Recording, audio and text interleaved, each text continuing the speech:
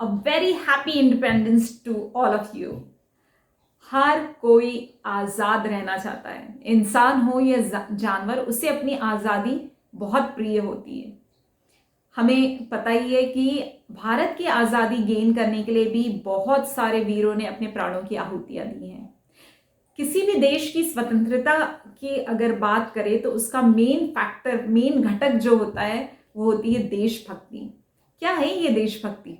देशभक्ति अपने देश के प्रति समर्पण और मूल्यों से संबंधित होती है, जहां हमें ना तो अपने प्राणों की परवाह होती है, ना अपने बारे में कुछ लॉस की परवाह होती है। हमें दिखता है तो सिर्फ अपना देश।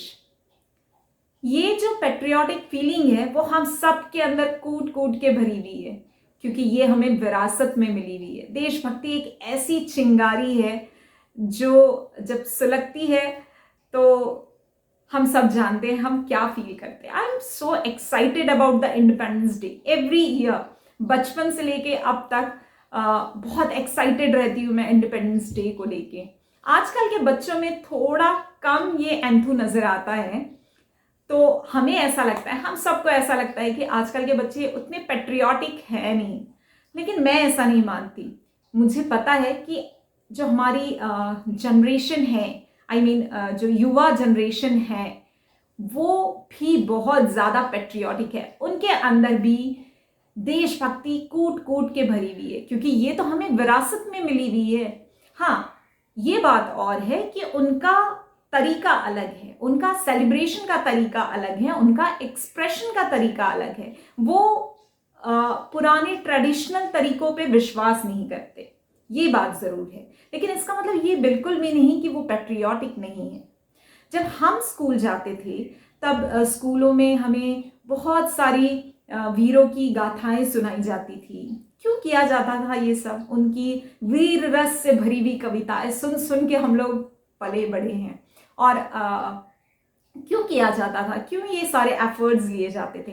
ताकि देश के प्रति जो प्रेम है, प्रेम का जो जज्बा है, वो इनकलकेट हम सब में हो जाए। आज भी ऐसा नहीं है, आज के सिलेबस में भी आप देखिए वो सारी चीजें हैं, लेकिन इन बच्चों में, इन युवाओं में जो पेट्रियाटिक फीलिंग है उनके भीतर है तो जरूर, पर थोड़ी सुप्त अवस्था में रहे। बस जरूरत है उसको थोड़ा सा एनहांस करने की, वो स्पार्क जगाने की। क्योंकि जब मैंने अपनी बेटी से कभी कभी मैं बातें करती रहती हूँ पेट्रियाटिज्म के बारे में, तो मुझे भी ऐसा लगता था कभी कभी। लेकिन जब मैं उसके थॉट सुनती थी तो फिर मुझे लगा कि नहीं, आई वॉज रॉन्ग। क्योंकि देशभक्त होना मतलब उससे जरूरी नहीं है कि फ्रंट लाइन में जाके उसको वॉर ही करना है या स्वतंत्रता सेनानी ही बनना है। नो, डिफरेंट डिफरेंट एरियाज हैं जहां पे आप अपनी देशभक्ति को शो कर सकते हैं। आई मीन आप उसके देश के लिए काम कर सकते हैं। जिस देश में बहुत अच्छे स्ट्रॉन्ग देशभक्त है, उस देश का समृद्ध होना तो कंफर्म है। क्योंकि मैंने जब बच्चों से बात की तो मुझे उनके थॉट्स बहुत अच्छे लगे। वो देश के लिए कुछ करना चाहते हैं, देश की जो गरीब लोग हैं उनके लिए, असहाय लोग जो है उनके लिए कुछ करना चाहते हैं। उनके मन में भी बहुत अच्छे अच्छे थॉट्स हैं, तो देशभक्ति तो उनमें भी है। मतलब डिफरेंट एरियाज हैं जहां देशभक्ति बिल्कुल वर्क करती है। तो ये जज्बा बहुत ही एंथुसियास्टिक है। बहुत, जब भी मैं इंडिपेंडेंस डे की बात करती हूँ, नेशनल एंथम की बात करती हूँ, मुझे गूज बम्स आने लग जाते हैं। नेशनल एंथम गाते गाते कई बार मेरे आंखों से आंसू निकल जाते हैं। आई डोंट नो व्हाई, ये साइकोलॉजिकल है या क्या है, आई डोंट नो, बट बहुत ही थ्रिलिंग होता है मेरे लिए ये सब कुछ।